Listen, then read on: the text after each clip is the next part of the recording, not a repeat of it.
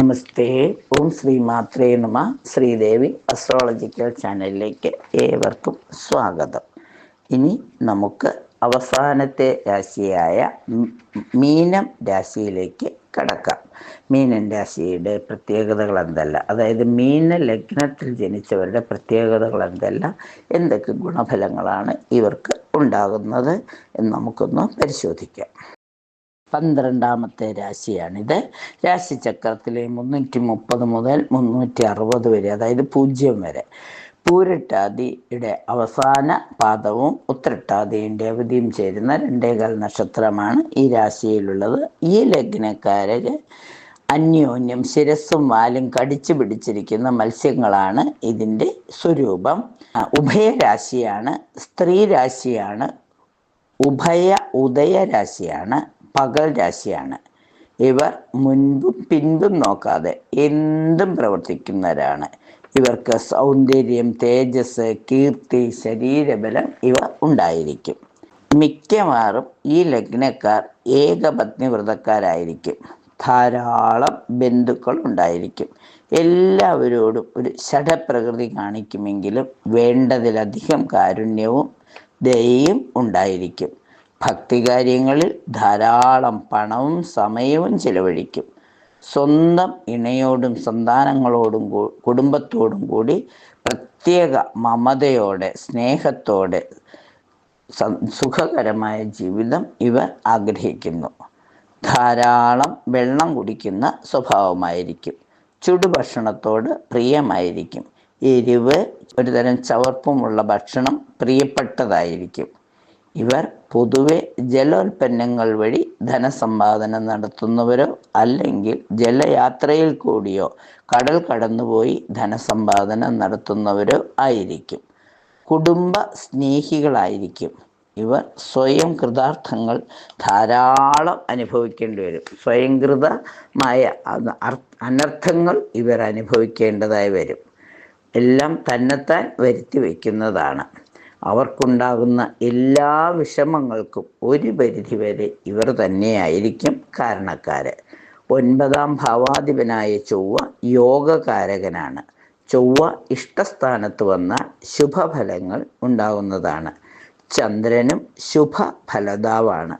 ചൊവ്വയും ചന്ദ്രനും യോഗം ചെയ്യുകയോ ദൃഷ്ടി ചെയ്യുകയോ ചെയ്താൽ യോഗദാതാവുകയും സ്ഥിരസമ്പത്ത് ഉണ്ടാവുകയും ചെയ്യും. 11ഉം 12ഉം ഭാവാധിപനായ ആദിത്യനും ബുധൻ അല്പം പാപക്കാരാണ്. ഇവർ അനിഷ്ടസ്ഥാനങ്ങളിൽ നിന്ന് ദോഷഫലങ്ങൾ വർദ്ധിക്കും. മീനലഗ്നക്കാർക്ക് ലഗ്നാധിപനും കർമാധിപനുമായ വ്യാഴവും യോഗകാരകനായ ചൊവ്വയും യോഗം ചെയ്തു നിൽക്കുന്നത് ശുഭലക്ഷണമാണ്. ഇവർ ചുവന്ന വസ്ത്രം ധരിക്കുന്നത്, ഒരു മഞ്ഞ വസ്ത്രം ധരിക്കുന്നതും പവിഴം ധരിക്കുന്നതും യോഗകരം, ഭാഗ്യമാണ്. ഏറ്റവും നല്ല ദിവസം ചൊവ്വയും തിങ്കളുമാണ്. വ്യാഴം മധ്യമമായി സ്വീകരിക്കാം. ഈ ലഗ്നത്തിലെ 1ാം ദ്രക്കാണം ഭാര്യയ്ക്ക് കുറേ ആഭരണങ്ങൾ കിട്ടണമെന്ന ആഗ്രഹത്തോടെ കപ്പൽ കയറി ദ്വീപിലേക്ക് യാത്ര പോകുന്ന, ധാരാളം ആഭരണങ്ങൾ ധരിച്ചിരിക്കുന്ന ഒരു പുരുഷൻ.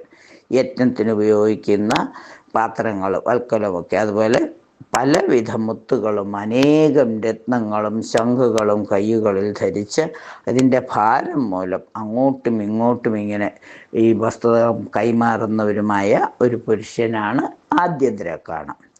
മധ്യദ്രക്കാണമാണെങ്കിലോ ചെമ്പകപ്പൂവിൻ്റെ നിറമുള്ളതും ധാരാളം സഖികളും പരിജനങ്ങളും, അതായത് സഹായികളും ഏറ്റവും ഉയർന്ന കൊടിമരത്തിൽ കെട്ടിയ ഒരു കപ്പലിൽ കയറി സമുദ്രത്തിൻ്റെ മറുകരയ്ക്ക് കപ്പൽ അടുപ്പിച്ചു പോകുന്ന ഒരു സ്ത്രീ ദ്രേക്കാണവുമാണ്.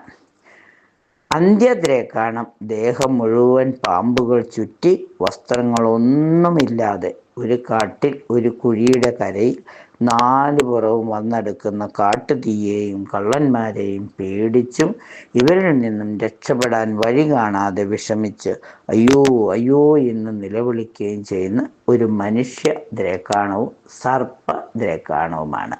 ഈ ഓരോ ദ്രേക്കാണത്തിൽ ജനിക്കുന്നവർക്കും ആ സ്വരൂപത്തിൻ്റെ പ്രത്യേകതകളും കഷ്ടതകളും അനുഭവിക്കാൻ യോഗം കാണുന്നു.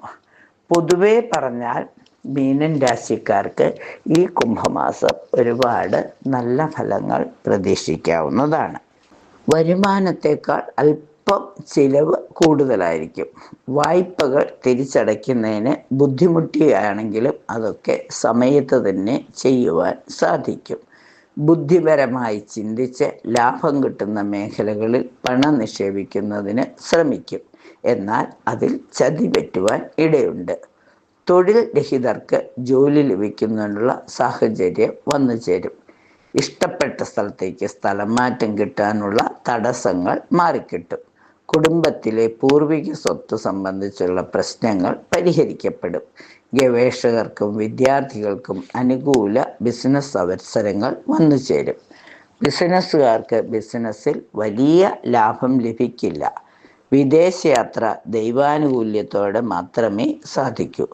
വിവാദങ്ങളിൽ നിന്ന് വിട്ടുനിൽക്കുക. ദമ്പതികൾ തമ്മിൽ ചില അഭിപ്രായ വ്യത്യാസങ്ങളൊക്കെ ഉണ്ടാകും. പൊതുപ്രവർത്തകർ നല്ല സമയം വരുന്നതാണ്.